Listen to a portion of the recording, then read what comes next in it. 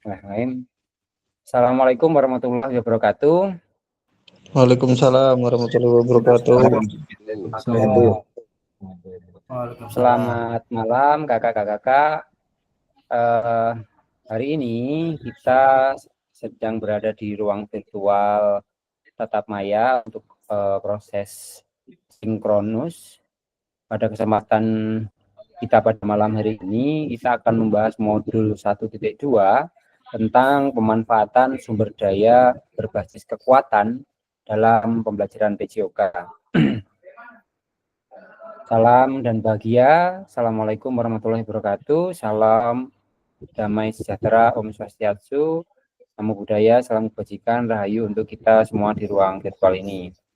Seperti biasa, kesepakatan kita secara bersama bahwa diharapkan kakak-kakak dapat menyalakan kamera. Lupa Pak. Dan mematikan alamatnya kan di komputer.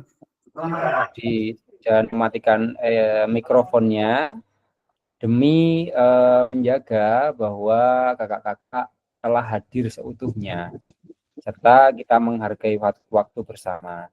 Kakak-kakak juga diharapkan untuk memaksimalkan fitur chat untuk bertanya dan berkomunikasi di dalam ruang virtual ini.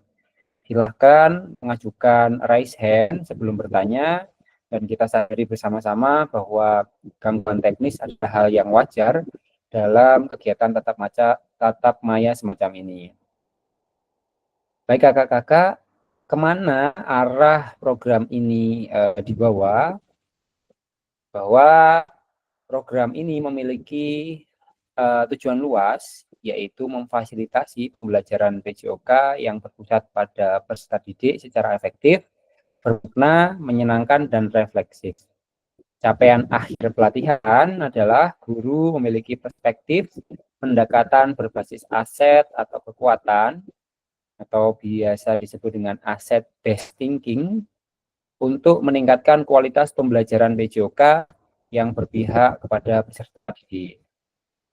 Tujuan atau capaian modul yaitu guru mampu memahami pendekatan berbasis aset atau kekuatan dalam mengelola pembelajaran untuk meningkatkan pembelajaran PJOK yang berpihak pada peserta didik. Sedangkan capaian pembelajaran secara khusus atau modul ini adalah guru dapat mengidentifikasi dan menambahkan sumber daya dari berbagai sumber yang sah untuk melaksanakan pembelajaran PJOK. Guru dapat menggunakan sumber daya secara efektif untuk meningkatkan kualitas pembelajaran PJOK. Jadi dalam pertemuan kali ini kita akan berlatih untuk membuka diri bahwa sebenarnya begitu banyak aset yang kita miliki, dan kita akan mencoba menganalisisnya serta mencoba untuk memanfaatkannya untuk meningkatkan pembelajaran kita dalam mengajar pendidikan jasmani.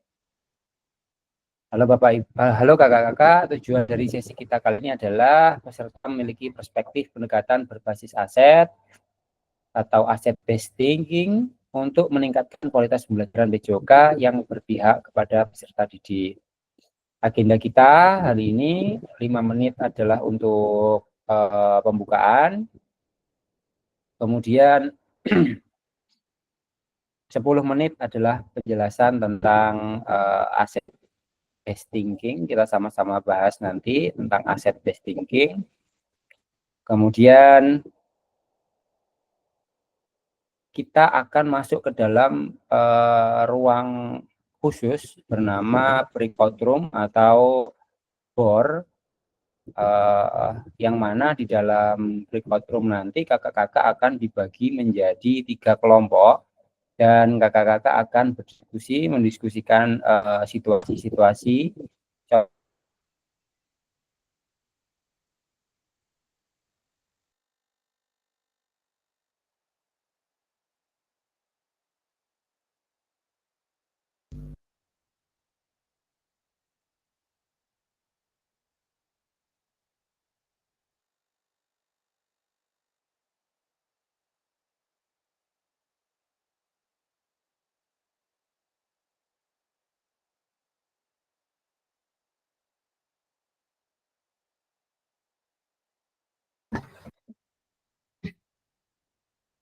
Nggak dengar, Kak.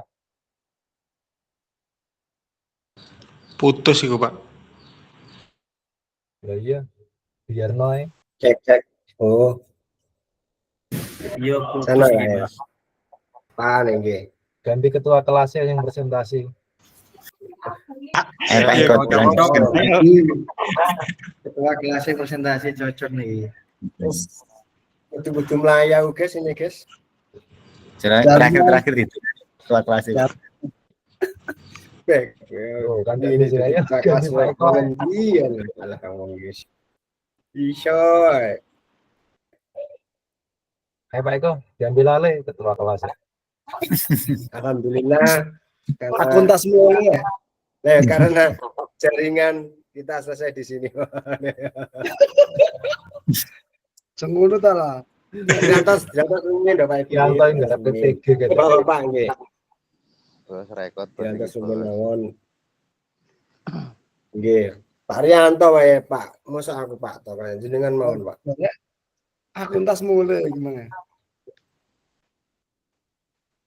Kak Rianto nggak ada Mas, PPG. betulan apa itu? Kas kaki kok didol ya. Yo iya sih, Anu tuh apa sih tak? nggak oleh. Left Kudu bro. loro tuh kuning. Sene wong. Masih mute.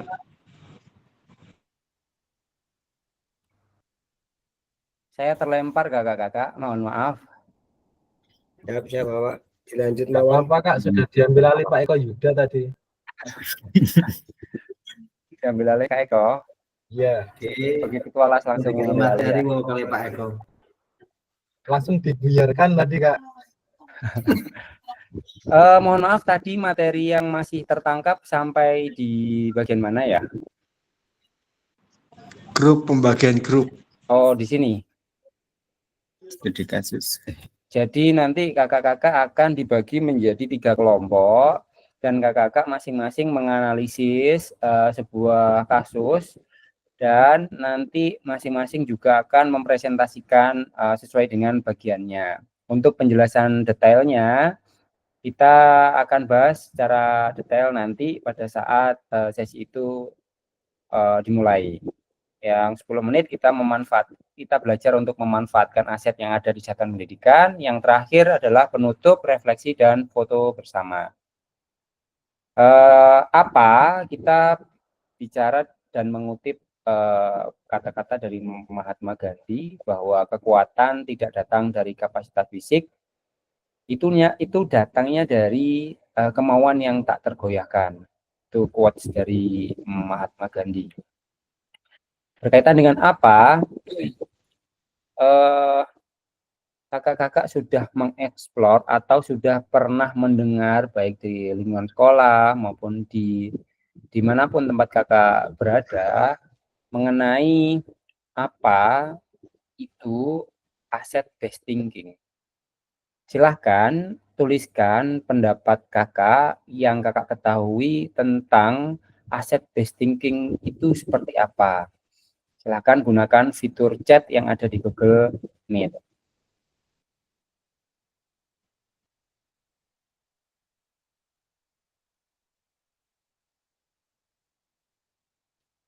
Apa itu asset based thinking?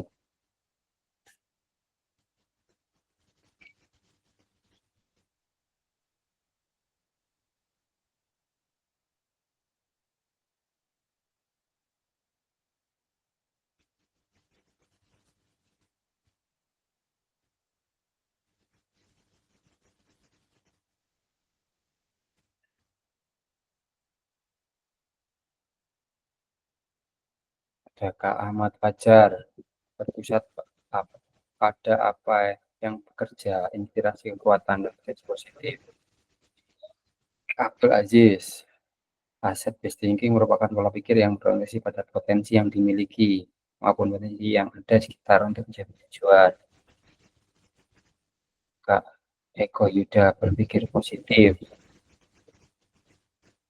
Kakak-kakak yang lain masih ditunggu jawabannya.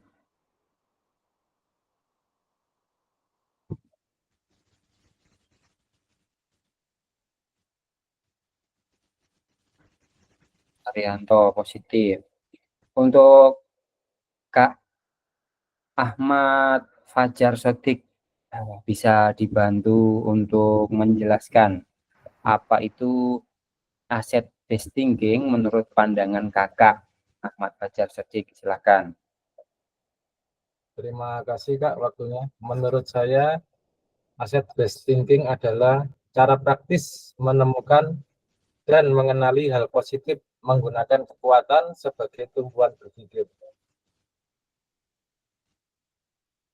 Baik, terima kasih Kak Ahmad Fajar Sodik. Cara baik untuk menemukan kekuatan, itu kata Kak Fajar. Yang penting berbasisnya kekuatan, aset itu kekuatan. Itu Kakak Fajar bilang. Kalau Kak Abdul Aziz, ini sepertinya alumni guru penggerak ini ya.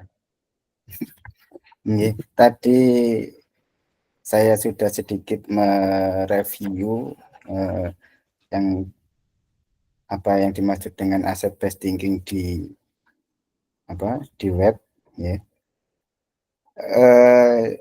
Yang saya tangkap tadi, asset based thinking itu menggali potensi-potensi yang dimiliki.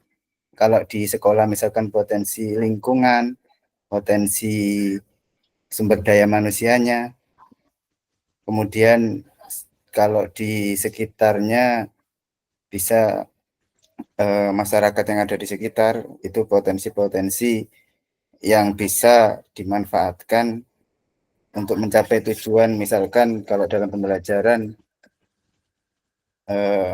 ada lapangan sepak bola yang milik desa, itu kita manfaatkan untuk pembelajaran sepak bola, seperti itu. Baik, memberdayakan sesuatu yang ada di lingkungan sekolah untuk pembelajaran, seperti penggunaan lapangan desa, kemudian sosial, masyarakat, dan sebagainya. Luar biasa, terima kasih Kak Abdul Aziz. Saya ingin penjelasannya dari Kakak yang kemarin belum ya, dari Kakak Edo Bagas. Edo Bagas Sudrajat, silakan Kakak. Aset based thinking menurut pandangannya Kakak seperti apa?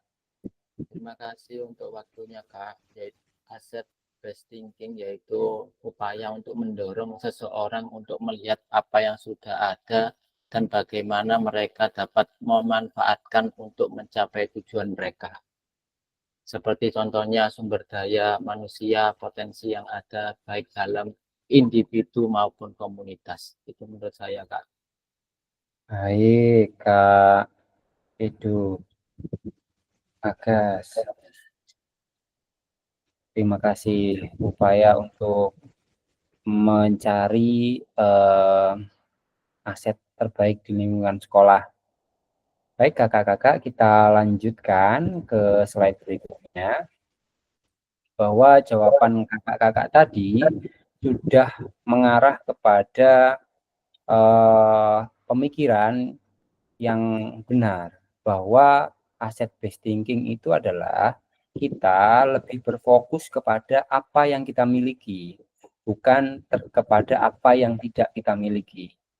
Aset based thinking memberikan kita nuansa positif, suasana positif untuk mengoptimalkan segala sesuatu yang ada di sekitar kita. Bukan hanya sarana prasarana, tetapi seluruh aset yang memungkinkan untuk kemajuan suatu proses pembelajaran, terutama pembelajaran PJOK. Keistimewaan aset based thinking ini adalah kita tidak terfokus kepada masalah. Kita fokusnya kepada apa yang kita miliki, sehingga potensi-potensi yang ada, yang sudah kita miliki, dapat termanfaatkan dengan sempurna. Itu adalah manfaat atau keistimewaan ketika kita mampu berpikir aset based thinking, gitu kakak-kakak. Lalu mengapa? Nah, kita akan masuk ke dalam, sebentar lagi kita akan masuk ke dalam breakout room kakak-kakak akan saya bagi menjadi beberapa kelompok. Di sini ada capaian pembelajaran yang berbunyi peserta didik berpartisipasi dalam aktivitas jasmani yang menyehatkan di luar ruang dan atau lingkungan alam dan menggambarkan sumber daya yang dibutuhkan untuk meningkatkan partisipasi. Dengan capaian tersebut ada kasus seperti ini. Nanti silahkan di foto dulu atau di screenshot bahwa studi kasus 3 ini nanti akan dibahas oleh kelompok 1, 2, 3. Jadi kelompok 1, 2, 3 harus menganalisis semuanya studi kasus 3 ini. Namun hanya kelompok 1 yang mempresentasikan hasil analisisnya. Kemudian ada studi kasus selanjutnya, studi kasus 5.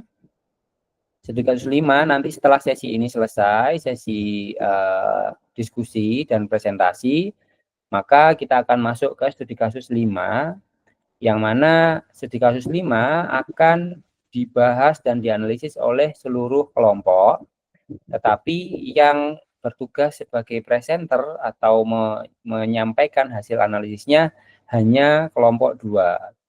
Kelompok yang lain menjadi apa istilahnya, penelaah. Jadi sebagai pembanding atau sebagai komentar, sebagai pembanding, lebih kepada sebagai pembanding. Begitu juga nanti ada studi kasus 4 itu nanti akan dibahas oleh ketiga kelompok, tetapi yang bertugas sebagai presenter hanya kelompok 3. Silakan, habis ini saya kirimkan atau bisa dilihat di halaman LMS di tempat kakak-kakak masuk link tatap maya ini sudah ada contoh kasusnya, ada studi kasus 3, 4, 5. Studi kasus 3 untuk kelompok 1, studi kasus 5 untuk kelompok 2, dan studi kasus 4 untuk kelompok 3. Begitu ya kakak-kakak. Untuk pembagian tugasnya apakah ada pertanyaan? Kalau tidak ada, saya akan bagi menjadi beberapa kelompok, 3 kelompok. Sebentar, saya buatkan breakout room-nya.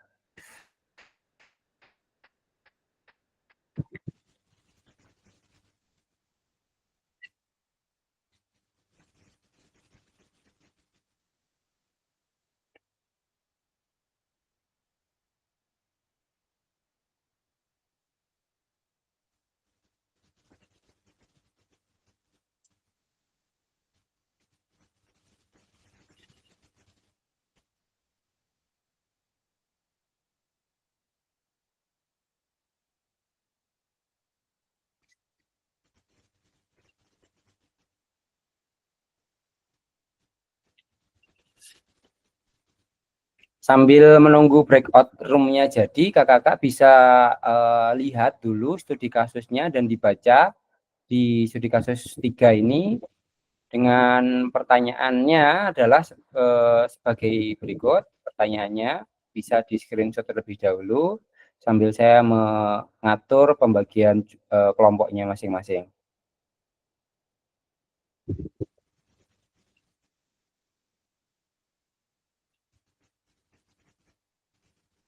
Oke, Kak, siapa yang resen? Silahkan, Kak Eko Yuda. Bisa, Bapak. Untuk Oke. pengerjaannya bisa difokuskan saja sesuai dengan yang tugaskan. Misalkan kelompok 1 ya hanya mengerjakan yang kasus 3, kelompok 2 hanya mengerjakan yang kasus 5. Jadi tidak semuanya. Begitu bagaimana kakak? Rencana modulasi atau remote-nya sudah disusun sedemikian rupa, Kak Eko.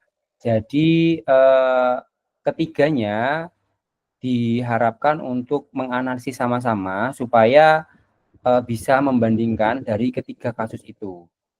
Nanti diskusi ini jadinya akan lebih bermakna jika dibandingkan dengan hanya satu kelompok yang melakukan presentasi dan difokuskan seperti yang tadi. Begitu nggih Kak Eko. Jadi rencana modulasinya sudah diatur oleh Satker dan tidak berani untuk merubahnya. Begitu Kak Eko. Ya,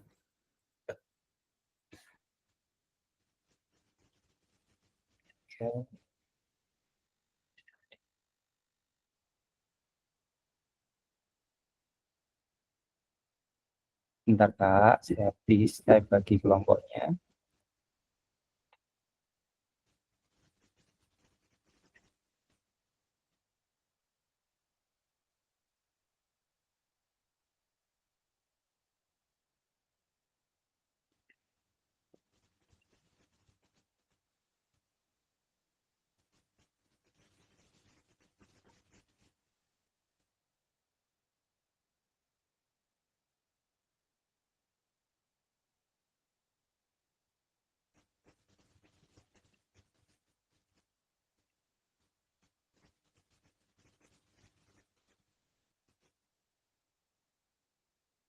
Waktu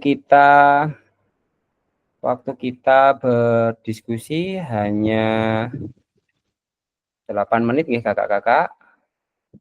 Bentar lagi saya kirimkan link untuk membantu kakak-kakak bisa mencatat apa hasil diskusinya melalui Google Docs. Silahkan masuk ke dalam breakout room yang ada.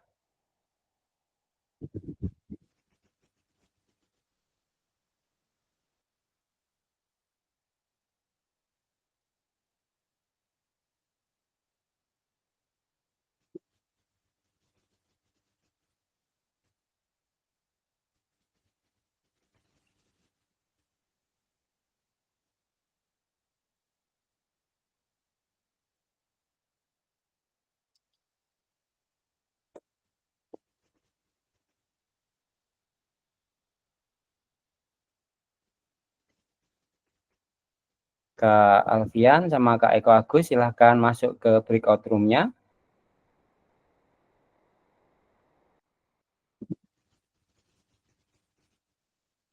Kak Alfian Burhanuddin.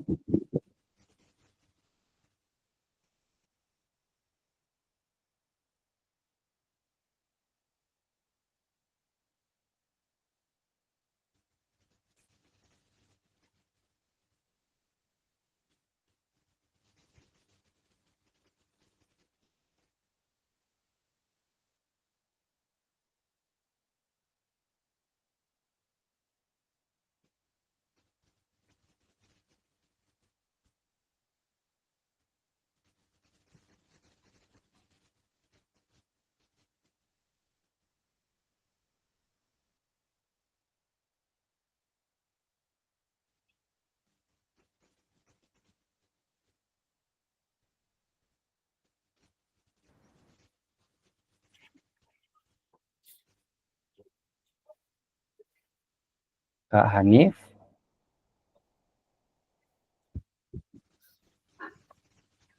Kak Hanif sudah ada tautan masuk ke board-nya? Belum ya. Kak Hanif masuknya ke breakout room 1.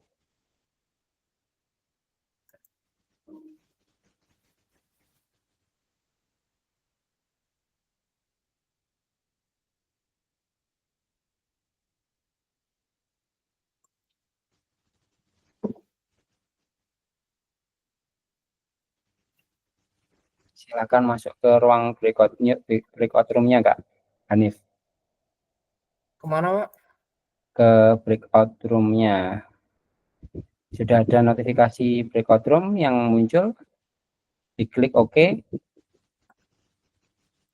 Join.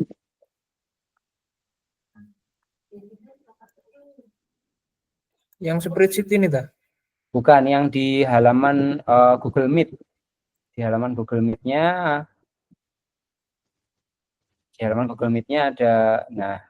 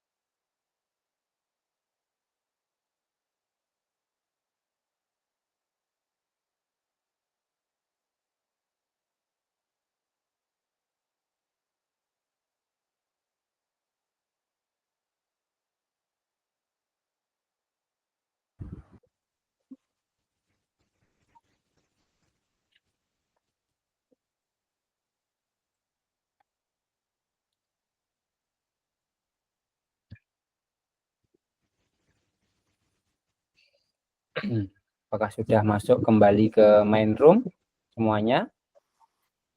Sudah Pak, sudah Pak. Belum. Masih ada beberapa. 1, 2, 3, 4, 5.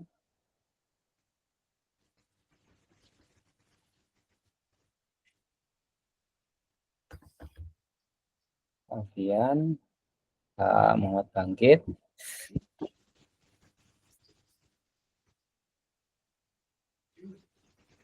Baik. Di sesi berikutnya kita akan membahas tentang hasil diskusi atau hasil identifikasi kakak-kakak mengenai asset based thinking berdasarkan studi kasus yang sudah dibagikan tadi, yaitu studi kasus ketiga. Di dalam studi kasus ini, pendekatan analisisnya lebih kepada identifikasi pendekatan berpikir apa yang digunakan oleh guru dalam situasi tersebut. Kemudian pertanyaan pemantik kedua adalah identifikasi aset apa saja yang dimiliki dalam situasi tersebut. Nomor 3 adalah jelaskan strategi apa yang akan Anda kembangkan berdasarkan pendekatan berbasis aset dalam situasi tersebut. Silakan saya berikan kesempatan untuk kelompok 1. Memang di awal-awal kita mencoba fitur-fitur yang ada di LMS dan Tatap Maya Google Meet ini mungkin lebih kepada pengenalan fitur dulu. Jadi hasil dari analisis ini mungkin terbatas karena waktunya sedikit tadi sudah kita kembali ke main room. Tapi tidak apa-apa, yang penting proses ini kita lewati nih kakak-kakak. Silahkan untuk kelompok 1 saya stop screen dulu, bisa menggunakan share screen bila memang memungkinkan, atau hanya penjelasan aja juga diperbolehkan. Silahkan. Saya persilahkan untuk kelompok 1, perwakilan siapa?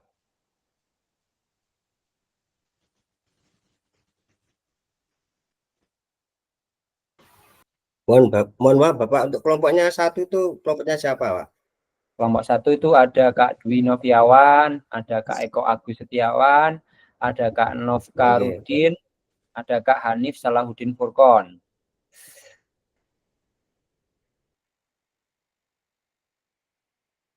Silahkan kakak kelompok 1.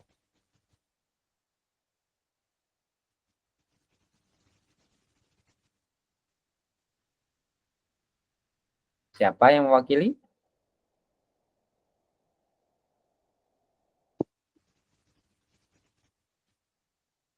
Pak Eko Agus, monggo.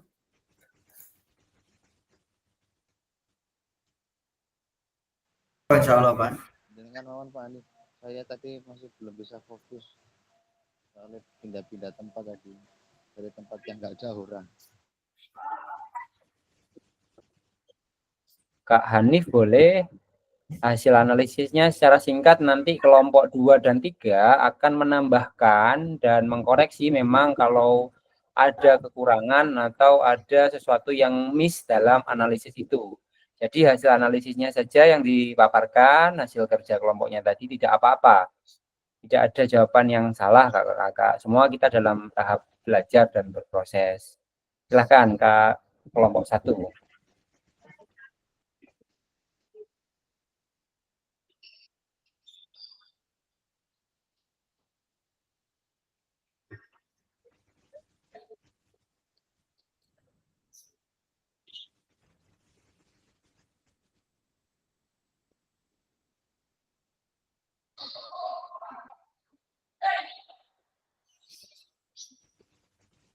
Kak Hanif boleh dibantu menyampaikan?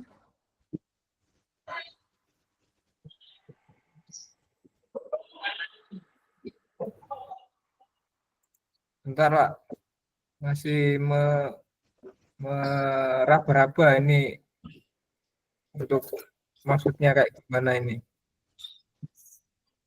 Oke, Kak Abdul Aziz, silakan, ada resen.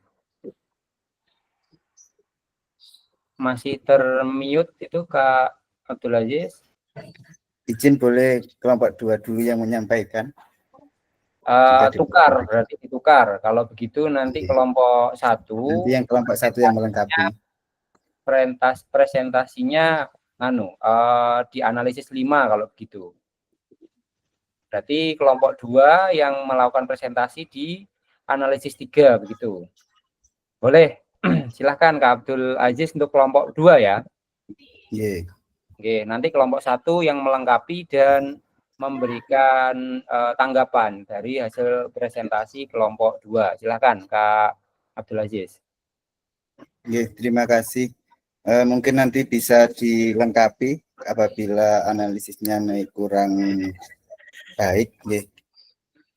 Tadi sekilas saya baca di situasi 3, di situ situasinya yang pertama adalah terkait saya langsung ke pertanyaan nomor 1 mohon nggih. Pertanyaan nomor 1 itu pendekatan apa? Di situ saya temukan yang pertama dari sisi guru PJOK-nya itu pendekatan berpikir berbasis kekuatan. Kalau dari sisi guru PJOK-nya. Tapi kalau dari sisi kepala sekolah itu pendekatan berpikirnya ke berbasis masalah. Kemudian yang nomor 2, pertanyaan aset apa saja? Di situ yang pertama aset lingkungan, yaitu perkebunan kopi, di mana di dalam perkebunan kopi tersebut terdapat sarana olahraga yang sebenarnya dapat dimanfaatkan untuk pembelajaran olahraga. Kemudian ada aset manusia yang terdiri dari guru, peserta didik, sama orang tua dan pemilik perkebunan. Yang ketiga strategi, karena di situ terdapat permasalahan kepala sekolahnya tidak berani mengambil kebijakan untuk istilahnya meminjam atau kerjasama dengan pemilik pabrik kopi, perkebunan kopi tersebut. Karena alasannya pemilik perkebunan kopi itu terkenal, sulit ditemui, dan sebagainya. Maka strateginya yaitu bisa dilakukan sosialisasi pertemuan orang tua, wali murid, yang mungkin nantinya dapat menghasilkan kemungkinan orang tua ada yang mengenal dengan pemilik perkebunan itu. Nah, nanti bisa dibantu agar bisa bekerja sama dengan pemilik perkebunan tersebut. Seperti itu. Untuk kurang lebihnya nanti bisa ditambahkan oleh kelompok yang lain. Terima kasih. Baik, luar biasa analisis dari kelompok 2 yang cukup detail tadi, sudah menjawab pertanyaan pemantik yang ada di perintah tugas. Berikutnya, bagaimana tanggapannya atau silahkan diberikan tanggapan oleh kelompok 1 dan kelompok 3. Baik, kelompok 3 terlebih dahulu. Tanggapannya mengenai hasil analisis tersebut. Silahkan Kak Eko Yuda. Yang saya mau tanyakan saksi kasus ini, Pak. Ini pihak perkebunan ini punya lapangan atau lahan kebunnya yang dibuat olahraga begitu, Pak. Soalnya kalau kebunnya yang dipakai berolahraga otomatis ya yang punya pasti keberatan, pasti akan merusak fasilitas perkebunan itu. Kalau misalkan perkebunan punya lapangan, nah itu kita bisa melakukan MOU, mungkin itu yang studi kasus ini, Pak. Mungkin itu, Pak. Yang catatannya kan itu, Pak. Pak An itu punya lapangan atau kebunnya yang dipakai olahraga gitu. Malah kebunnya ditanduri tumbuhan, dilari-lari ya rusak, Pak, kebunnya, Pak, gitu. Nah itu mungkin itu, Pak. Terima kasih, Pak. Oke, gimana Kak Abdul Aziz analisisnya? Oke, di situ kalau kita baca ada kalimat sarana olahraga yang dimiliki oleh perkebunan kopi. Jadi kita bisa memanfaatkan sarana olahraga yang ada di situ. Mungkin di dalam perkebunan tersebut ada lapangan voli atau lapangan yang luas untuk olahraga yang lain. Jadi bukan di perkebunannya. Seperti itu, Pak Eko.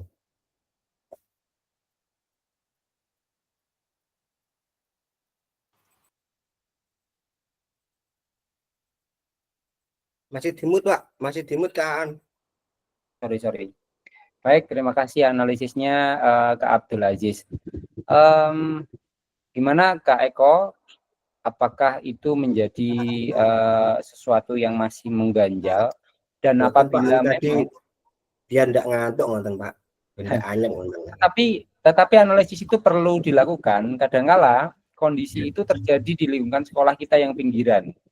Kadangkala walaupun perkebunan itu tidak punya sarana prasarana, apakah masih memungkinkan kita sebagai guru olahraga untuk memanfaatkan aset itu untuk melakukan aktivitas olahraga dengan capaian pembelajaran yang sudah disebutkan di awal. Kira-kira memungkinkan enggak kakak-kakak jika keperkebunan itu ternyata tidak punya alat lapangan olahraga, dan bagaimana cara kita untuk memanfaatkan aset itu? Pertanyaan bebas untuk semua kelompok. Silakan angkat tangan yang Masih bisa memungkinkan, Pak, untuk itu. Walaupun tidak punya sarana olahraga, kayak saya biasanya di materi penjelajahan itu bisa diajak jalan-jalan mengitari sawah atau mengitari perkebunan, itu kan juga bisa. Walaupun tanpa lapangan olahraga mungkin. Ya mungkin lewat jalan-jalan setapak itu masih bisa digunakan untuk kegiatan olahraga. Betul sekali apa yang disampaikan oleh kakak-kakak. Ini masih memungkinkan jika kita tanpa membuat apa istilahnya tanpa ada lapangan khusus di sana. Gitu ya kakak-kakak.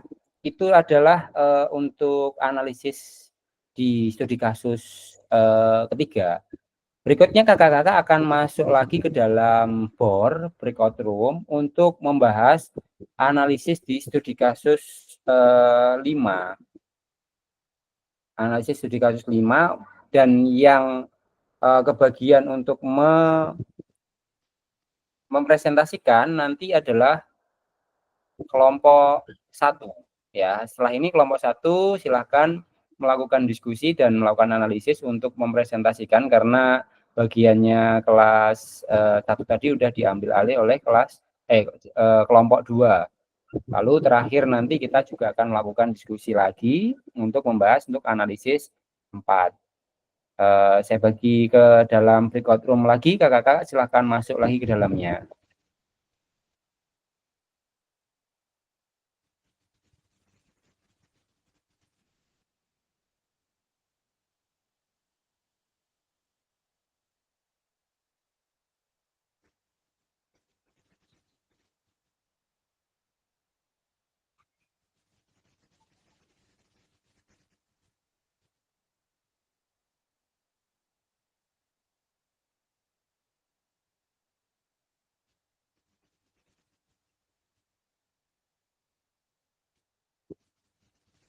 Bangkit.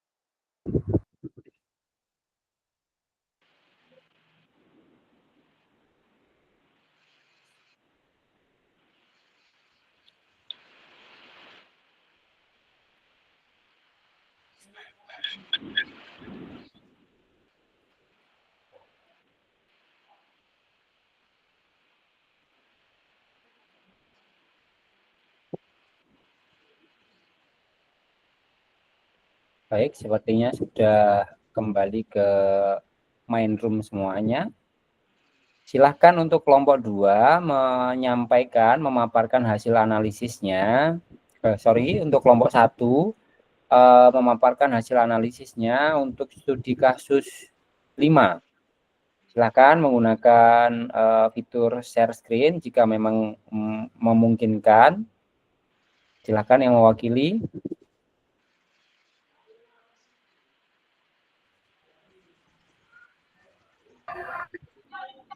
Mas Hanif, Pak. Insyaallah.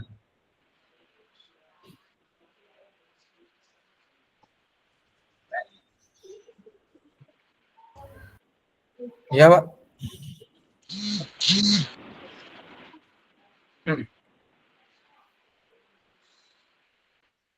Silakan Kak Hanif. Dari studi kasus yang kelima, ini ada pertanyaan pemantik, bagaimana cara Bu Hayati memanfaatkan aset yang ada secara maksimal? Novka, di mute dulu. Tolong. Saya ulangi, berdasarkan studi kasus yang kelima, pertanyaan pemantik, bagaimana cara Bu Hayati memanfaatkan aset yang ada secara maksimal? Aset yang dimiliki, kalau menurut saya di platform BMM, cara pemanfaatan aset membuat sebuah aksi nyata yang bisa diakses dan dipahami oleh semua anggota MGMP agar apa yang telah didapatkan di PPKG PJOK bisa juga didapat oleh anggota MGMP yang tidak mengikuti PPKG PJOK. Itu menurut saya, Pak. Analisis asetnya yang dilakukan tadi itu ya. Baik. Ya. Oke, bagaimana tanggapan atau pembandingnya dari kelompok 1, dari kelompok 2 dan kelompok 3? Silahkan siapa yang lebih dulu, kelompok 2 maupun kelompok 3, silahkan raise hand. Tanggapannya.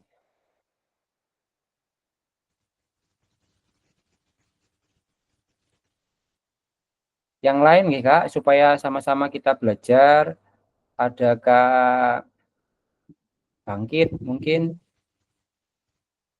di kelompok 2, silakan Kak Bangkit analisisnya.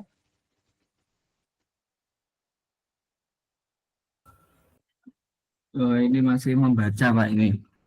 Saya belum paham ini untuk studi kasusnya ini. Untuk kelompok 2 yang lain silakan. Mungkin Kak Tony Permadi.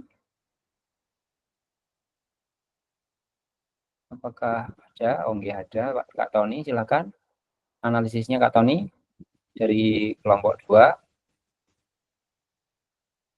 Pembandingnya atau Iya, ini juga masih membaca lagi, mengulang-ulang soalnya banyak ini lumayan. Masih memahami lagi. Intinya adalah Bu Hayati ingin menyampaikan kepada forum MGMP di sekolahnya bahwa sekolah tersebut, bahwa pembelajaran PJOK saat ini sudah bukan lagi zamannya menggunakan gaya komando karena anak-anak menjadi tidak merdeka. Sedangkan hal itu dibandingkan dengan Pak Bugar yang punya pendapat bahwa pencapaian prestasi itu adalah hal yang terbaik menurut beliau sebagai guru PJOK. Nah, beberapa guru lain sependapat tentang Bu Hayati, tetapi beberapa sangat menyetujui pendapatnya Pak Bugar. Akhirnya Bu Hayati mengusulkan untuk membahasnya lebih lanjut melalui PMM. Nah, Analisisnya adalah bagaimana cara Bu Hayati memanfaatkan aset yang ada secara maksimal. Sudah dijawab tadi oleh Kak Hanif. Lalu bagaimana pendapatnya dari kelompok yang lain? Mungkin Kak Bangkit bisa menyampaikan pendapatnya. Ya Pak, ini saya coba menyampaikan pendapat saya. Oke. Untuk dari hasil situasi 5 ini yang saya tangkap, itu yang bermasalah bukan dari gaya belajar komando atau tidaknya, tetapi perbedaan pola pikir antara guru satu dengan guru yang lainnya. Nah, ini yang juga sering terjadi. Maksudnya ini PJOK ini arahnya kemana? Kalau hanya pembelajaran, tetap kenapa kalau kita masih dituntut untuk berprestasi untuk peserta didik. Nah, untuk dari Pak Bugar ini juga benar, dari Bu Hayati ini juga benar, tetapi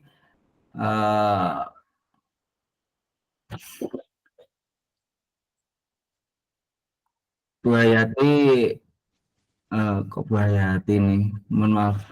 Nah ini ya itu Pak yang analisis saya yang saya tangkap, jadi bukan gaya belajarnya tetapi dari perbedaan pola pikir itu Pak. Oke, siap. Lalu untuk kelompok 3, pertanyaan untuk kelompok 3, bagaimana caranya Bu Hayati untuk memaksimalkan aset yang dia miliki untuk mengatasi situasi tersebut? Kelompok 3 mungkin pendapatnya. Ada siapa kelompok 3? Ada Kak Dwi Adia, ada Kak Alfian, ada Kak Arianto, ada Kak Edo Bagas, ada Kak Eko Yuda. Silahkan siapa yang mewakili?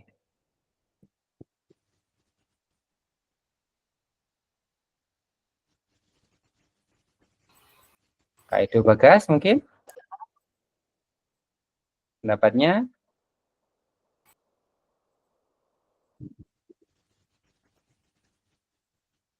Masih dimut Pak. Oke, terima kasih Pak untuk waktunya. Kalau menurut saya itu kan Bu Hayati sudah itu punya kemampuan, pengetahuan dan pengalaman mengikuti kegiatan di PPKG PJOK, dan beliaunya berinisiatif untuk memberikan pengalamannya ke guru PJOK di MGMP, tetapi ternyata sama ketua MGMP-nya masih ada sedikit banyak telah tercerahkan dari pemaparan yang telah disampaikan oleh Bu Hayati, dan harapannya dari MGMP tersebut Bu Hayati agar lebih baik lagi diberikan ide membuat akun di PMM tersebut agar semua guru baik yang di MGMP tersebut dan di luar bisa dapat ilmu yang telah didapatkan sama Ibu Hayati tersebut. Mungkin itu Pak yang harus saya sampaikan. Oke, baik, terima kasih Kak Edo Bagas. Analisis yang cukup detail. Sebelum kita masuk ke dalam analisis berikutnya, ada beberapa hal yang ingin saya sampaikan, yang harus saya sampaikan. Di antaranya adalah ada juga yang namanya deficit based thinking atau kebalikannya dari asset based thinking. Jika asset based thinking itu lebih berfokus kepada apa yang kita miliki, sedangkan defisit ini lebih kepada masalah atau yang tidak ada, gitu ya. Ini pertanyaan bebas untuk semua teman-teman, semua kakak-kakak. Dari dua analisis yang telah kita lakukan tadi, sebenarnya hal apa saja yang menjadi faktor penghambat kita untuk melakukan pemikiran berbasis aset? Silakan kakak-kakak raise hand. Atau saya minta pendapatnya dari Kak Alfian. Apakah sudah bergabung Kak Alfian? Kak Alfian sudah bergabung ya? Silahkan bagaimana pendapatnya tentang apa saja yang menjadi faktor penghambat kita sebagai guru PJOK untuk berpikir aset based thinking, Kak Alfian? Masih di mute itu, Kak?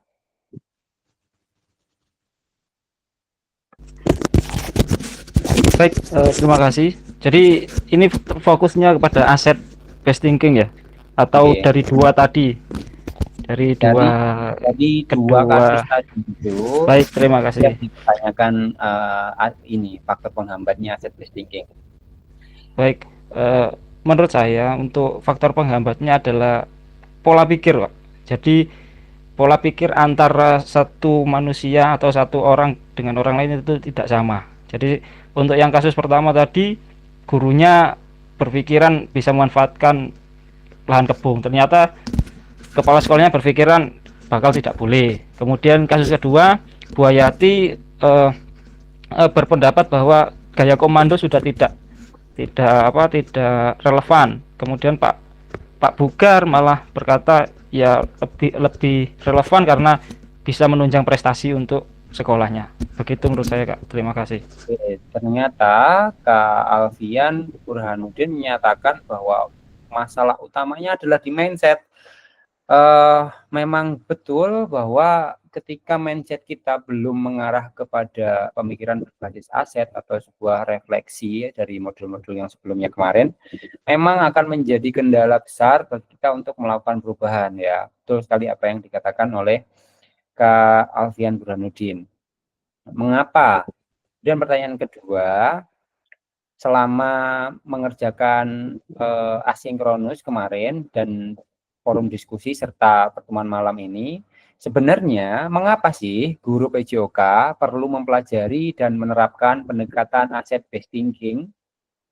Silahkan raise hand, kakak-kakak yang ingin menyampaikan pendapatnya. Atau Kakak Novka Rudin, Kak Novka silahkan. Mas, pendapatnya belum saya dengar hari ini. Maaf Pak, coba diulangi lagi Pak, nggak kedengeran tadi. Pertanyaannya adalah, mengapa kita sebagai guru PJOK perlu mempelajari dan menerapkan pendekatan aset based thinking? Gimana Pak? Putus-putus Pak. Gimana?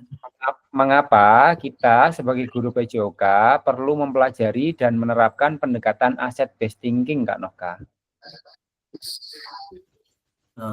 Ini menurut dari sudut pandang saya Pak,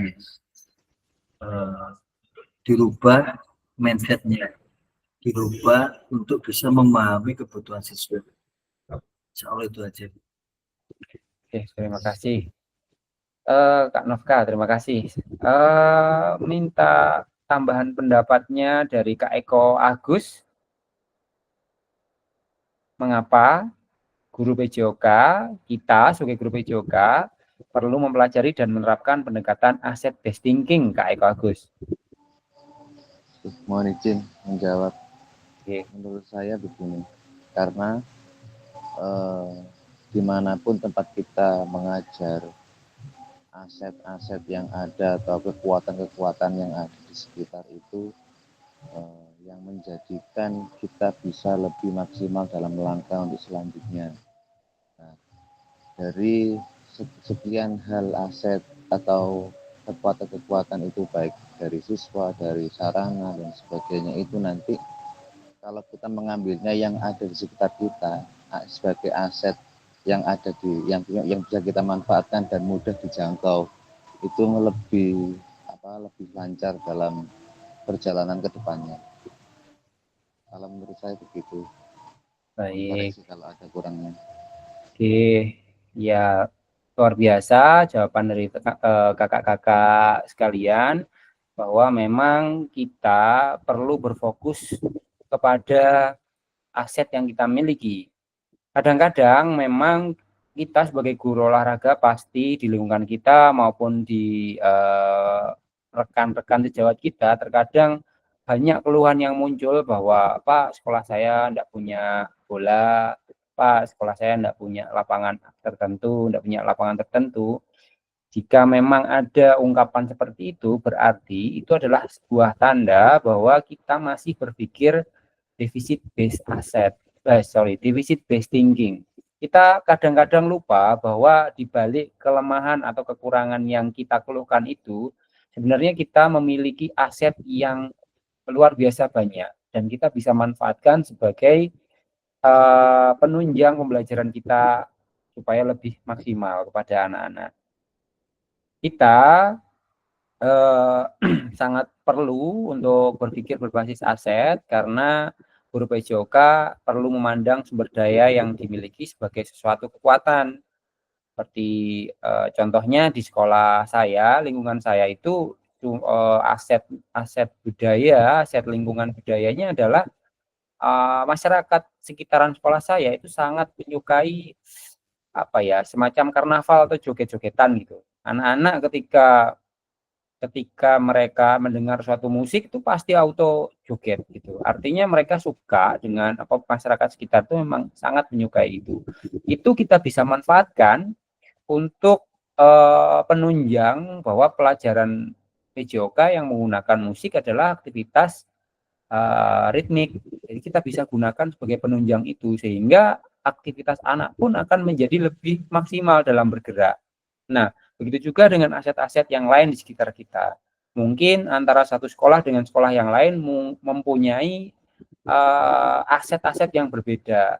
Yang jelas kita sebagai guru PJOK harus mampu mengidentifikasi kemungkinan aset apa saja yang bisa kita gunakan untuk memaksimalkan pembelajaran. Ya, jika guru PJOK telah terbiasa berpikir dari sisi kekuatan, maka ia akan fokus dan berupaya terus pada pemanfaatan kekuatan dan aset yang dimiliki.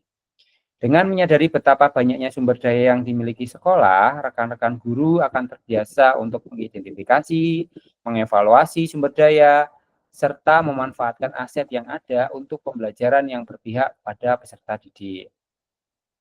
Nah, ini bedanya nggih untuk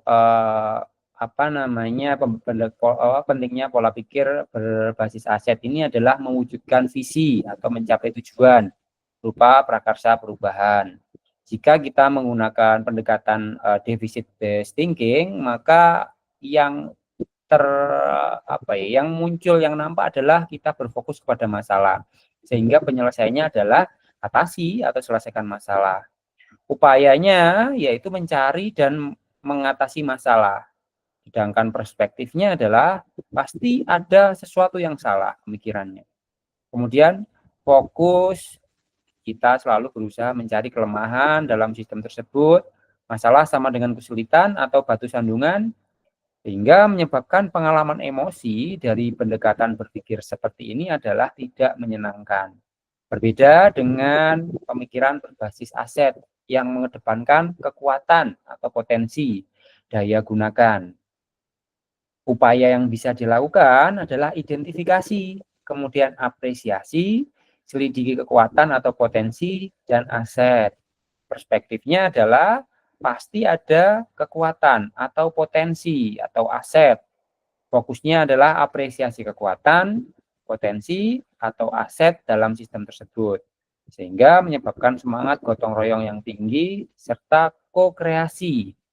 Menganggap bahwa masalah adalah tantangan, bukan kesulitan. Dan kita bisa gunakan sebagai batu loncatan.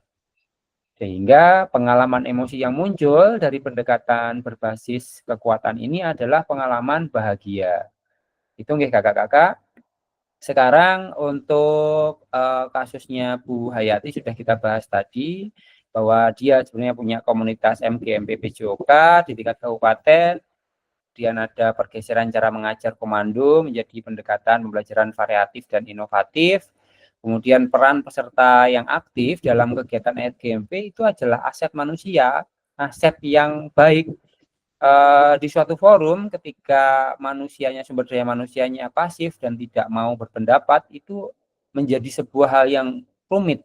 Tetapi ketika sebuah forum itu mempunyai seorang anggota aset manusia yang aktif dan terbuka pemikirannya, itu adalah sebuah aset untuk membahas apapun permasalahannya, seperti yang di Ibu siapa tadi ya, yang di kasus 5 tadi itu bisa terpecahkan dengan baik dengan adanya diskusi yang terbuka. gitu ya. Jadi manusia yang ada di dalam MGMP itu adalah aset, bagian dari aset. Serta kemudian pemanfaatan PMM juga aset. Nah, untuk kegiatan webinar. Oke, bagaimana? Nah, sekarang masuk kepada studi kasus 4. Kakak-kakak silahkan masuk kembali ke dalam main room dan masuk lagi dalam breakout room dan seluruh kelompok melakukan analisis juga di kasus 4 ini. Namun yang bertugas sebagai presenter nanti adalah kelompok 3. Baik, kakak-kakak silahkan kembali ke waktu kita adalah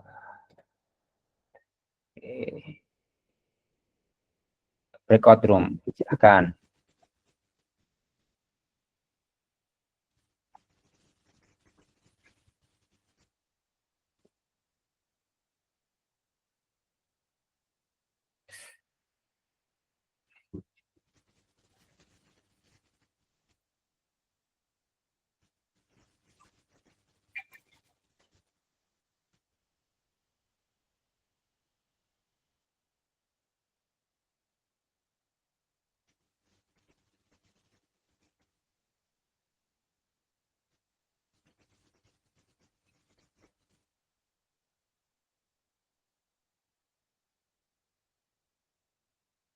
Kak Hanif, silakan bergabung ke breakout room-nya.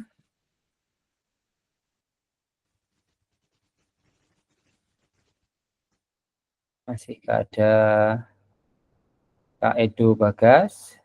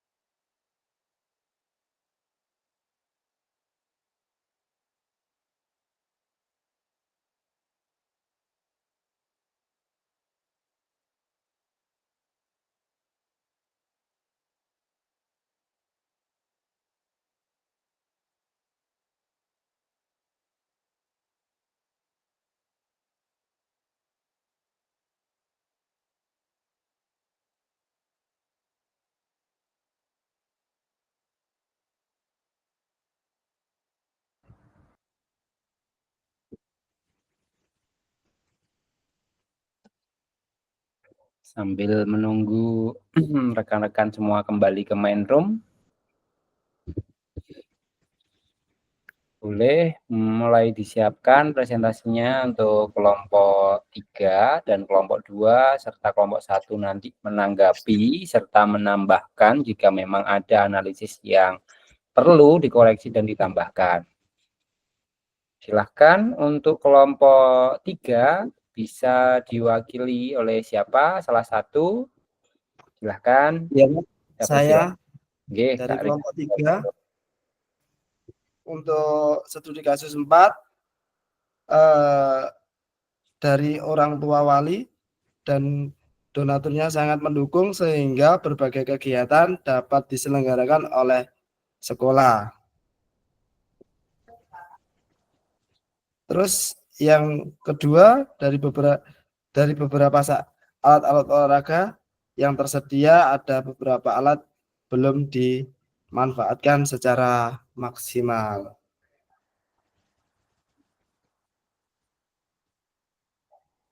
Jadi peralatan di sekolah belum dimanfaatkan oleh guru karena terkendala nggak tahu ini sampai kepala sekolah juga tahu, jadi gurunya PJOK juga diundang ke ruangannya.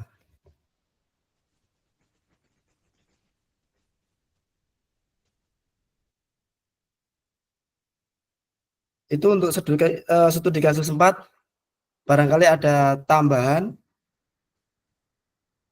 Oke, silahkan untuk kelompok 2 dan kelompok 1. Apakah masih ada kira-kira aset yang dimiliki oleh SMA Jiwa Raga yang belum teranalisis oleh kelompok 3? Padahal sebenarnya dia mempunyai aset tertentu tetapi belum teranalisis tadi. Sepertinya masih ada yang terlewatkan. Silahkan untuk kelompok 1 dan kelompok 2 memberikan tanggapannya. Kak Tony Permadi silahkan. Dan Kak Abdul Aziz setelah ini. Oke, siapa dulu Pak? Kak Tony dulu. Oh iya. Assalamualaikum warahmatullahi wabarakatuh. Salam Kak Tony. Waalaikumsalam warahmatullahi wabarakatuh. Dari kelompok 2 saya coba menganalisis tadi ini kan pertanyaannya apa saja aset yang dimiliki SMA Jiwa dan Raga dan yang sudah dimanfaatkan. Iya. Kalau menurut saya asetnya yang dimiliki SMA Jiwa dan Raga yang pertama itu lokasinya, terus yang kedua itu kepedulian dari donatur dan wali muridnya itu. Terus untuk yang sudah dimanfaatkan itu kalau menurut saya aset yang sudah dimanfaatkan adalah donaturnya dari kepala sekolah itu bisa memanfaatkan donatur itu. Mungkin itu saja yang baru saya paham. Mohon maaf kalau masih kurang. Terima kasih. Terima kasih Kak Tony Permadi. Baik Kak Abdul Aziz, bisa memberikan tanggapannya atau tambahan terkait aset yang dimiliki SMA Jiwa Raga. Silahkan Kak Abdul Aziz. Mohon izin, saya hanya melengkapi saja. Kalau saya baca sekilas tadi, di sini saya menemukan ada sekitar 4 aset. Ya, yang pertama ada aset fisik, ada aset finansial, ada aset manusia, dan aset politik. Yang pertama aset fisik ini dilihat dari sekolah itu terletak di kota besar dengan fasilitas yang sangat baik, alat olahraganya juga lengkap, namun beberapa belum dimanfaatkan secara maksimal. Itu dari aset fisik. Yang kedua dari aset finansial, yaitu berupa pendanaan atau sumbangan dari orang tua yang sangat mendukung di berbagai kegiatan sekolah. Kemudian aset manusia di sini adalah guru PJOK, Wakakurikulum, Wakasarpras juga ikut serta dalam mencari solusi permasalahan yang ada tersebut. Kemudian aset politik di sini adalah kebijakan kepala sekolah, yaitu untuk mengatur kembali, mengajak musyawarah semua pihak-pihak yang dapat memberikan solusi dari permasalahan tersebut. Itu saja Pak tambahannya. Terima kasih. Baik, terima kasih Kak Abdul Aziz, lengkap sekali, betul sekali apa yang telah disampaikan Kak Abdul Aziz, bahwa ketika kita belajar untuk menganalisis sebuah studi kasus, tandanya kita juga berlatih untuk menjadi lebih peka melihat kondisi-kondisi di sekeliling kita. Kita harus akui bersama kakak-kakak bahwa kita sebagai guru olahraga khususnya masih belum terbiasa dalam melakukan pendekatan berbasis aset ini. Yang ada di pikiran kita kebanyakan adalah yang disebut dengan aset adalah aset fisik. Ketika ditanya aset apa yang kita miliki, hampir setiap kali saya bertanya kepada rekan ataupun saya sendiri, seringkali bahwa menyatakan bahwa aset yang kita miliki pasti disebutkan seperti lapangan bola basket, bola dan sebagainya, yang mana sebenarnya itu adalah hanya mewakili satu buah aset yang ada saja, yaitu aset fisik. Padahal dalam pendekatan aset based thinking ini sebenarnya ada banyak sekali aset. Ada 7. Kakak-kakak bisa melakukan eksplorasi di bahan bacaan yang terdapat di modul sebelumnya, sebelum tatap maya ini. Baik kakak-kakak, sesuai dengan jawaban Kak Aziz tadi bahwa SMA Jiwaraga itu terletak di daerah perkotaan strategis, bisa masuk ke dalam aset fisik, kemudian sarana dan prasarana olahraga yang memadai juga fisik. Pendanaan orang tua ini adalah aset finansial. Ini jarang ini ada donatur biasanya mau memberikan pendanaan kepada sekolah, kecuali kalau dia sekolahnya sangat maju dan orang tuanya peduli. Ya, ditambah lagi analisisnya dari Kak Abdul Aziz lebih detail lagi bahwa mempunyai sumber daya manusia dan politik yang bisa dimanfaatkan. Itu adalah aset yang bisa kita pakai, Bapak Ibu, kakak-kakak. Oke. Ini sudah masuk di sini, upaya kepala sekolah untuk mengajak waka kurikulum, guru komite untuk mengatasi masalah yang ada, serta keberanian peserta didik menyampaikan pendapat, keberanian komite menyampaikan kritik. Itu adalah aset manusia yang kritis. Dan kebijakan kepala sekolah sebagai aset politik. Oke. Perlu diingat ada 7 aset yang dapat diberdayakan, diantaranya adalah aset manusia, aset sosial, aset agama atau budaya, aset fisik, lingkungan alam. Lingkungan alam ini bisa seperti analisis yang studi kasus 3 tadi, bahwa ada kebun kopi di lingkungan sekolah, itu juga masuk lingkungan alam. Kemudian finansial, seperti analisis di studi kasus 4 barusan, serta politik. Nah, keberanian peserta didik menyampaikan kritik dan saran mendorong pembinaan murid. Komite bersuara untuk menyampaikan kritik. Kemudian kepala sekolah sebagai pemimpin pembelajaran dapat melakukan upaya-upaya menggunakan kewenangannya dan membuat kebijakan-kebijakan yang dapat mengakomodir kepentingan warga sekolah dan peningkatan kualitas pembelajaran yang berpihak kepada peserta didik, serta kemampuan untuk mempengaruhi kebijakan kepala sekolah dalam mengatasi tantangan yang ada. Sekarang kita refleksi bersama sebentar kakak-kakak, waktu kita sudah mendekati akhir. Kakak-kakak akan saya bagikan link Padlet dan kakak-kakak silahkan menuliskan refleksinya.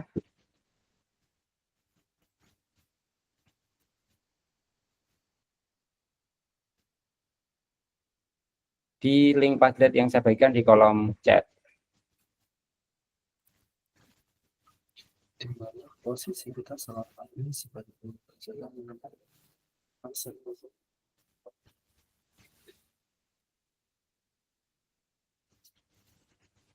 Silakan diklik itu, kemudian kakak-kakak bisa login menggunakan akun belajar jika belum pernah masuk ke dalam Padlet.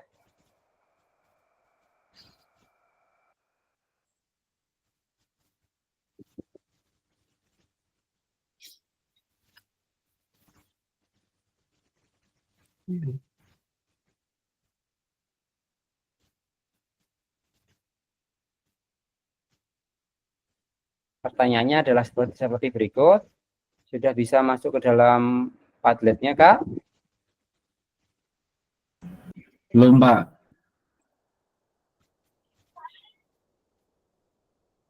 Masih muter-muter, Kak. Tidak bisa digunakan, Kak. Oh, bagaimana Anda dapat manfaatkan aset nih, Pak? Oke, betul.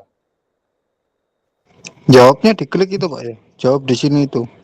Jawabnya silahkan diklik di tanda merah pojok kanan dengan menuliskan subjek itu sebagai nama, kemudian tulisan jawab di sini itu adalah jawaban kakak-kakak.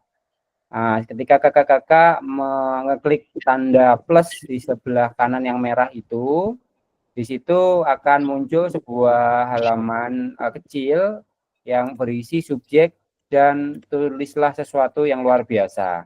Subjek silahkan kakak isi dengan nama kakak, tulislah sesuatu yang luar biasa adalah jawaban dari kakak-kakak.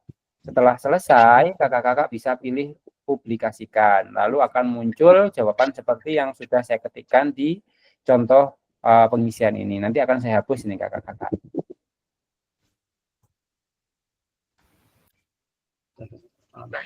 Ini harus login dulu pakai akun belajar nggih?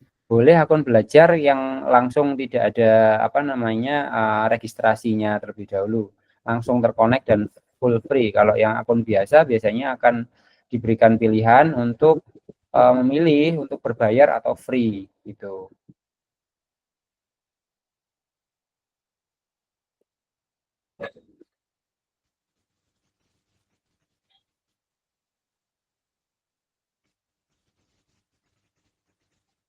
Kakak juga bisa menggeser ke mana mau ditaruh tempat jawaban kakak itu, digeser sesuai dengan sesukanya. Saya akan hapus jawaban saya dan hingga halaman ini akan dipenuhi oleh jawaban dari kakak-kakak. Diharapkan kakak-kakak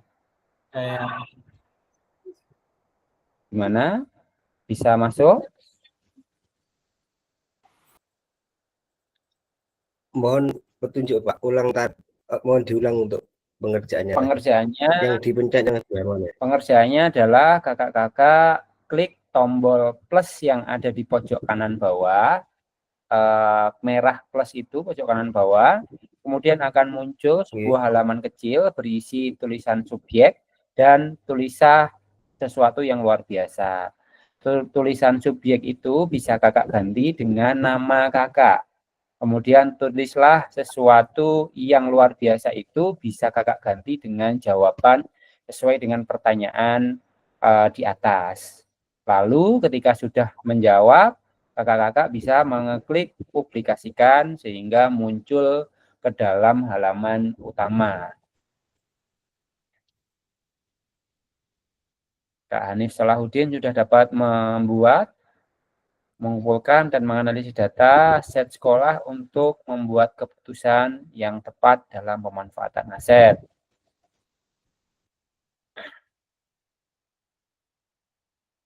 Jangan lupa menulis nama di bagian subjek supaya terdata pendapat tersebut milik siapa.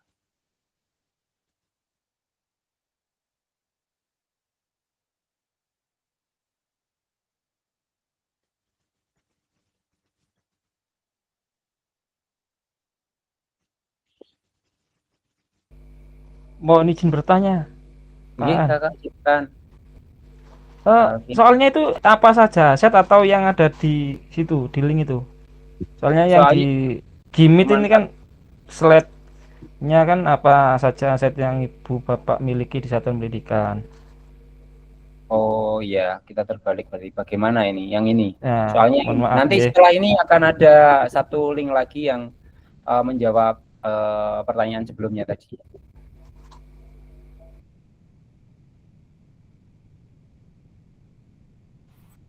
Untuk saya tadi yang pertama apa Kak? Yang ini Kak yang kerjakan? Yang dikerjakan soal yang ada di link Padlet Kak. Nanti yang soal selanjutnya saya bagikan link Padlet satunya lagi. Jadi ada 2 soal yang harus dikerjakan, harus dijawab oleh kakak-kakak sebagai bahan refleksi kita.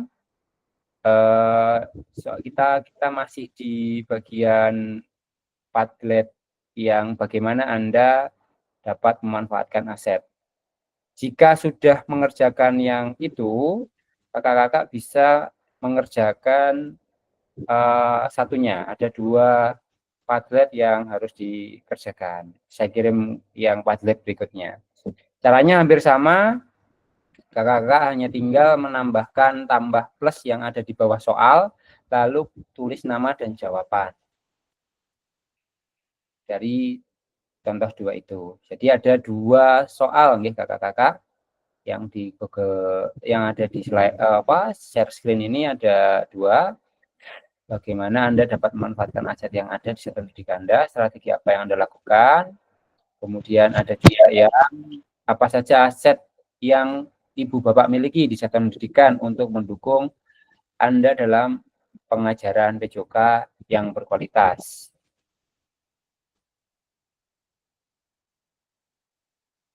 Baru ada Kak Hanif Salahuddin yang sudah memposting. Nah, ini sudah ada Kak Tony Permadi. Diharapkan untuk seluruh kakak-kakak mengisi atau melakukan refleksi ini, nggih.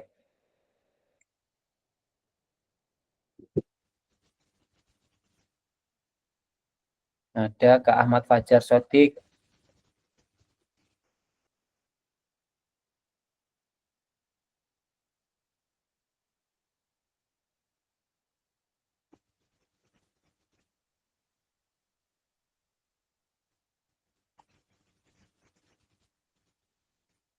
Jika sudah, bisa langsung melompat kepada link satunya untuk mengisi pemetaan aset apa saja yang dimiliki oleh sekolah kakak-kakak.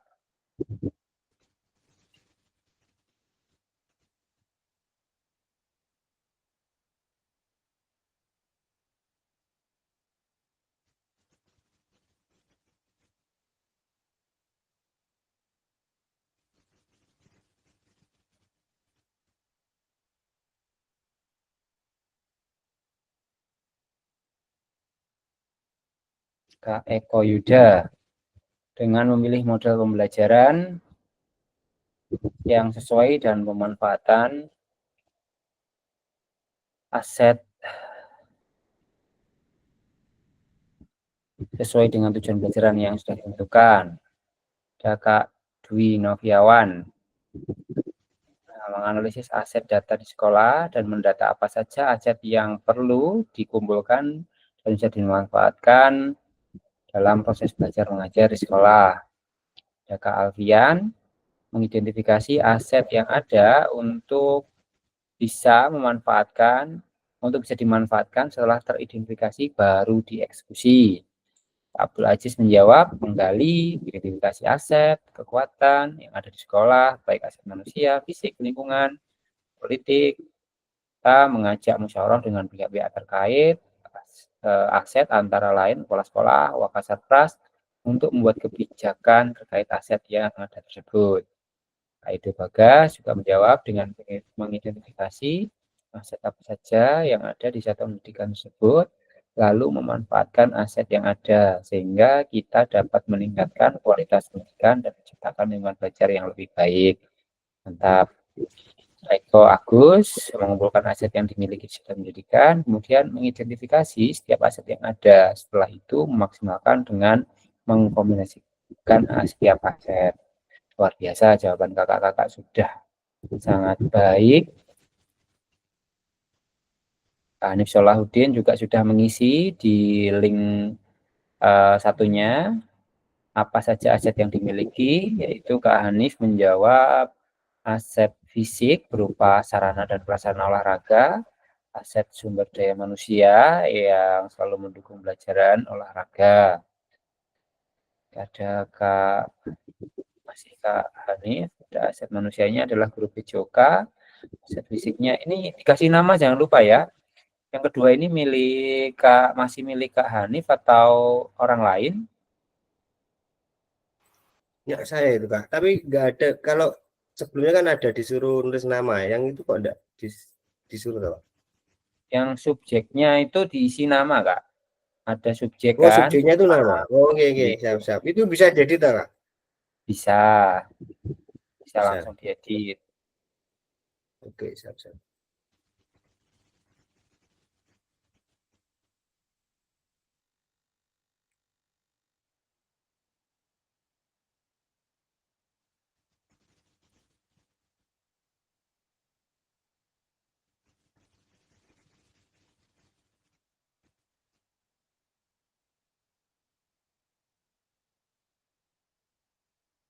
Ada Kak Rianto, mengarahkan pembelajaran yang menyenangkan di sekolah kan menghasilkan aset yang baik. Luar biasa jawaban teman-teman kakak-kakak ini.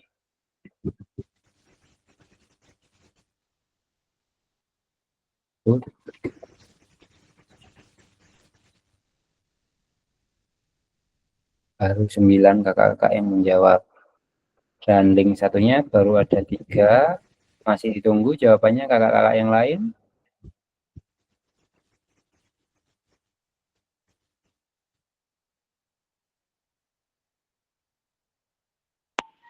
Mohon maaf Kak Aan untuk link yang kedua, saya tadi terpental. Oh, terpental, nggih.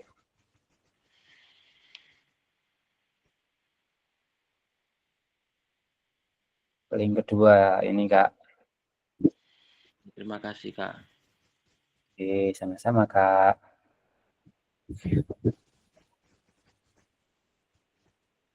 Kak Muhammad Bangkit, pahlawan, dengan cara mengidentifikasi aset yang tersedia di sekolah dan memaksimalkan apa yang dimiliki serta menambah wawasan tentang metode pembelajaran. Itu adalah mencari informasi dengan metode wawancara dan mencoba menggali informasi dari masyarakat sekitar tentang kehidupan, tentang keadaan lingkungan, mengumpulkan pihak yang terkait yang bisa diajak untuk diskusi mengenai aset seperti manusia, sosial, aset politik, lingkungan, alam, dan sebagainya. Tetap luar biasa. Ada Kak Nov Karudin, SMP Budi Utomo dapat memanfaatkan aset budaya, fisik, dan lingkungan untuk memperkaya pengalaman belajar siswa dan membuat identitas sekolah, memperkuat identitas sekolah. Aset budaya bisa diintegrasikan ke dalam kurikulum melalui pengajaran sejarah lokal, seni tradisional, dan kegiatan ekstrakurikuler seperti tari dan musik. Selain itu, sekolah dapat mengadakan sehari budaya, pameran seni, serta kunjungan lapangan ke tempat bersejarah. Sementara itu, aset fisik sekolah seperti lapangan dan ruangan terbuka dapat digunakan untuk kegiatan olahraga, pembelajaran luar kelas, atau kegiatan kreatif yang melibatkan siswa. Untuk memanfaatkan aset lingkungan, sekolah bisa mengembangkan program penghijauan, edukasi lingkungan, dan menggunakan area sekolah sebagai laboratorium alam. Strategi implementasi mencakup kolaborasi dengan komunitas lokal, penggunaan kurikulum berbasis proyek, serta pemberdayaan guru dan siswa dalam menjalankan program-program tersebut. Evaluasi berkala dan dukungan dari pihak eksternal juga penting untuk memastikan keberlanjutan dan efektivitas program. Biasa, langsung lompat ke atlet yang kedua nggih, Kak. Kak Ahmad Fajar Sodik, Kak Eko 1, 2, 3, 4, 5. Masih 5. Ditunggu kakak-kakak yang lain. Ada Kak Hanif, tadi sudah dijawab, Kak Eko juga sudah, Kak Ahmad Fajar Sodik, aset fisik berupa sarana dan prasarana olahraga berupa bola voli, futsal, lapangan voli, peluru matras, dan lain-lain. Aset sumber daya manusia berupa guru olahraga. Atau Permadi juga menjawab aset yang dimiliki adalah aset fisik, yaitu sarpras, dan kemampuan guru PJOK sebagai aset manusia. Kak Alfian Burhanuddin menjawab aset fisiknya berupa sarana dan prasarana yang memadai, aset manusianya guru PJOK yang mampu memanfaatkan sarpras, aset finansialnya adalah anggaran yang diberikan untuk membelikan sarana olahraga, aset politiknya adalah kebijakan kepala sekolah yang berpihak kepada siswa, aset lingkungannya adalah posisi sekolah yang strategis. Luar biasa jawaban yang cukup detail dari Kak Alfian Burhanuddin mengenai aset yang dimilikinya. Kak Dwi Noviawan juga menjawab aset yang dimiliki sekolah berupa sarana prasarana olahraga, aset sumber daya manusia untuk kampus belajar mengajar, lapangan voli, gedung serbaguna, lapangan sepak bola, tolak ukur, pun lompat. Kak Eko Agustiawan juga menjawab, sarana prasarana olahraga yang memadai, guru dan siswa yang kondusif, lingkungan yang aman. Ini 3 aset dijawab oleh Kak Eko Agus. Baik kakak-kakak, sambil menunggu jawaban kakak-kakak selesai, mari kita melompat kepada slide selanjutnya, yaitu tahap lakukan. Di sini kakak-kakak diminta untuk mengerjakan tugas yang ada dalam LMS. Kakak-kakak akan melalui proses identifikasi sumber daya yang dapat digunakan kembali pada modul-modul berikutnya, khususnya modul 2.5 dan modul 3. Batas pengumpulan waktu tugas tahap lakukan ini berakhir di akhir modul 1.6. Apa saja tugas yang harus dilakukan? Kakak-kakak akan mengidentifikasi berbagai sumber daya di daerah untuk sekolahnya dan strategi pemanfaatannya secara efektif. Kemudian kakak-kakak dapat memilih salah satu jenis sumber daya yang akan didiskusikan dari 7 sumber daya yang ada. Dan hasilnya tuangkan dalam tabel pemetaan aset yang telah disediakan di LMS. Nanti kakak-kakak akan membuat tugas dengan perincian seperti tabel berikut. Setelah dianalisis berapa aset seperti yang sudah dijawab di Padlet tadi, kakak-kakak kan tadi sudah menjawab aset apa yang dimiliki sekolah.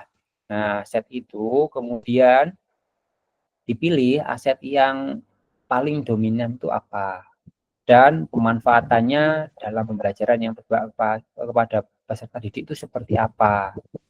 Dan bisa dipilih keterangan bisa diisi sebagai aset utama atau aset yang paling dominan atau aset pendukung gitu.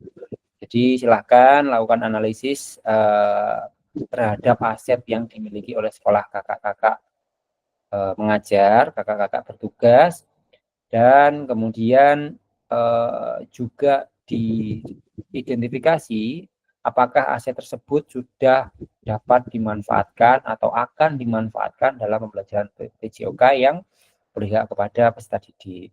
Untuk tugas ini apakah ada pertanyaan kakak-kakak?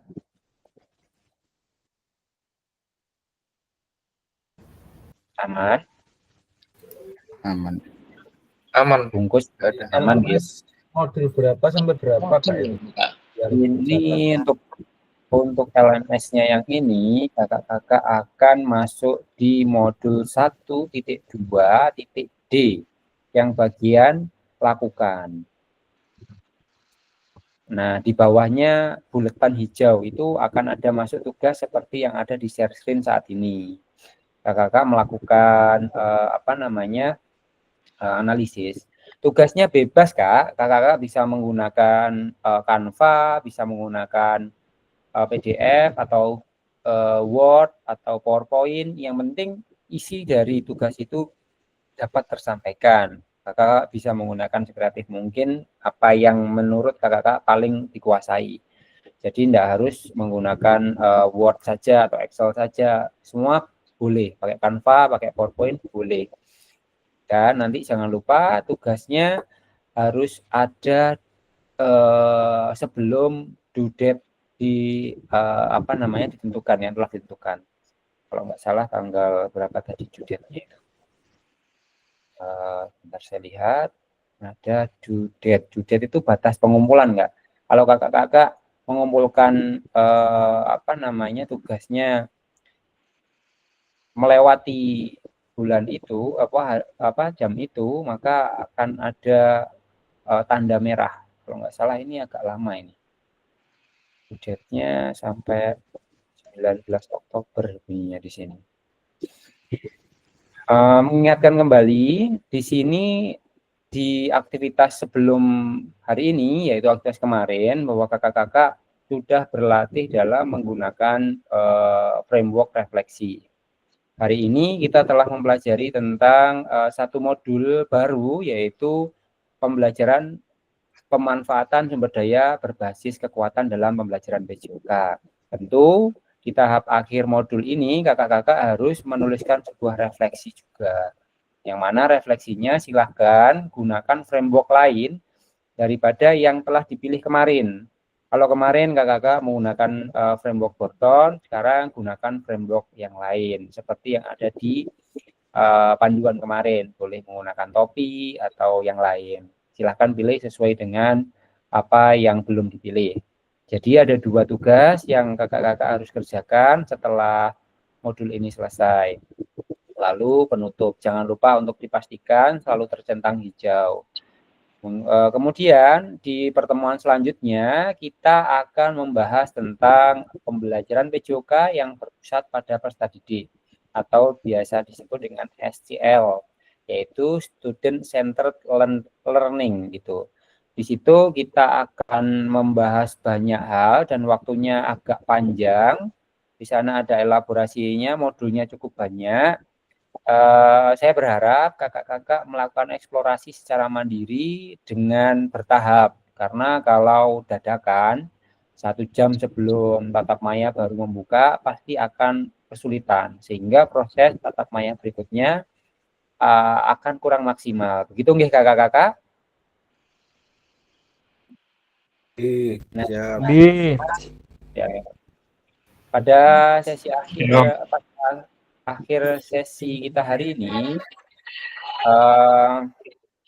peserta memiliki perspektif pendekatan berbasis aset, yaitu aset based thinking, untuk meningkatkan kekuatan pembelajaran PJOK yang berpihak pada peserta didik. Oke, kita akhiri pertemuan kita hari ini dengan sesi foto bersama dahulu, bisa dibantu oleh Kak Eko Yuda, ketua kelas, mungkin dibantu pimpin senyum dulu ya, on cam dulu ya kakak-kakak. Kak Dwi Noviawan bisa on cam. 1, 2, 3. Kakak yang lain mungkin bisa melakukan screenshot juga diperbolehkan. Saya share nanti ini ke dalam grup. Oke. Cukup nggih kakak, minta bantuannya kakak Eko Yuda untuk mengakhiri dengan berdoa. Saya sebagai fasilitator mohon maaf apabila banyak kesalahan. Kegiatan ini akan diakhiri dan ditutup oleh Kak Eko Yuda sebagai ketua kelas dan diakhiri dengan doa. Kurang lebihnya saya sebagai fasilitator minta maaf. Wassalamualaikum warahmatullahi wabarakatuh. Waalaikumsalam warahmatullahi wabarakatuh.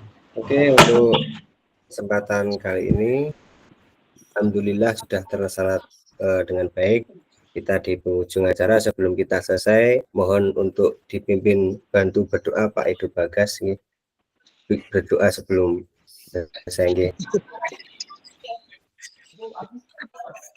Kita berdoa semoga pembelajaran hari ini bermanfaat untuk kita sebagai guru olahraga dan menjadikan kita menjadi guru yang berkualitas. Berdoa menurut Amin. Amin. Amin. Amin.